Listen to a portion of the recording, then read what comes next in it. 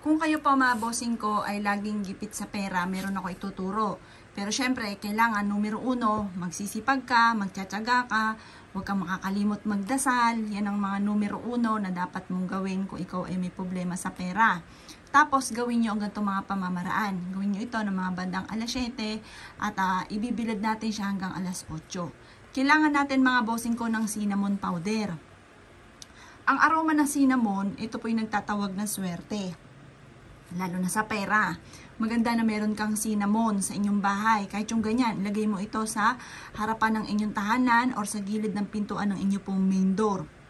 Kasi ang amoy ng cinnamon ay nagtatawag ng maraming pera, maraming blessing, maraming swerte. Ito po mga bossing ko ay for love and for happiness din. Masaganang pamumuhay ang dulot. Kaya maganda nga din po na maghaplos ka ng ganito, ng cinnamon sa palad din nyo, or kaya po, pag kayo nagsabon, mag-apply ka ng kapranggot ng ganito sa buong katawan. Yan po para kapitan ng swerte. At napakabango naman ang amoy nito mga bossing. Ito ay napakaswerte pagdating sa usapin ng pera. Ang gagawin nyo lamang mga bossing ko, kumuha ka ng 5 piso na silver. Yung bago 5 piso natin mga bossing. Ang silver ay nagtataboy ng mga negatibo at ang bilog para tuloy-tuloy ang pasok ng swerte, walang humpay na pasok ng swerte. Ang numero 5, labis-labis na blessing. Ngayon pa mga bossing, kailangan din natin ng kapranggot na papel at ganun din ang panulat. Isusulat po natin dito mga bossing ko ang numero na matagal mo nang pinapangarap. Halimbawa, matagal mo nang pinapangarap ang halagang 7 million. Yan, magkakaroon ako ng 7 million. Kapwa. Yan. Teka, ayusin ko lang po ito. 7 million. Magkakaroon ako ng 7 million. Tapos mga bossing ko, isulat nyo dito para ang swerte ay never ending. Sulat nyo po yan. Tapos, mas maganda, isulat nyo po dito ang inyong tunay na pangalan. Yan, para ang swerte never ending. Yan, sa tatlong number 8. Yan po.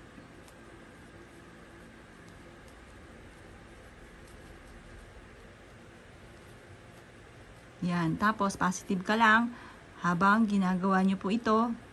Walang imposible sa taong masipag, matyaga. At hindi nakakalimot magdasal.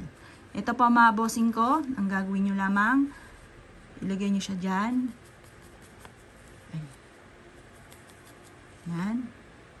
Tapos, itong ating barya. At pagkatapos, yan po ay iipit natin sa ating pitaka. Tapos habang iniipit nyo po ito, paulit-ulit ka nagwi-wish na sa pamamagitan ng pampaswerteng ito ay magiging matagumpay po kayo.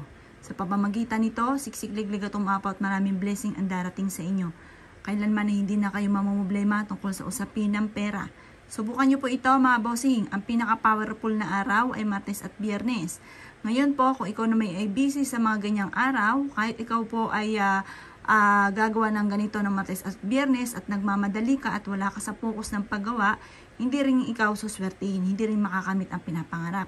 Kaya kailangan, bukod sa Martes or Biyernes, kung busy ka, kahit anong araw po, basta sa umaga ng alas 7 ng umaga at hindi ka nagmamadali at makakapag-wish ka ng taimtim, gawin nyo po ito mga bossing.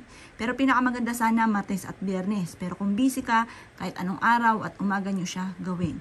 Lagay ito sa inyo pong bag or kaya sa inyo pong pitaka or sa lagayan ng pera at makaka-attract po ito ng swerte tagumpay sa buhay. Kaya kung kayo pinaniwala at gagawin nyo po ito, good luck po sa inyo po lahat.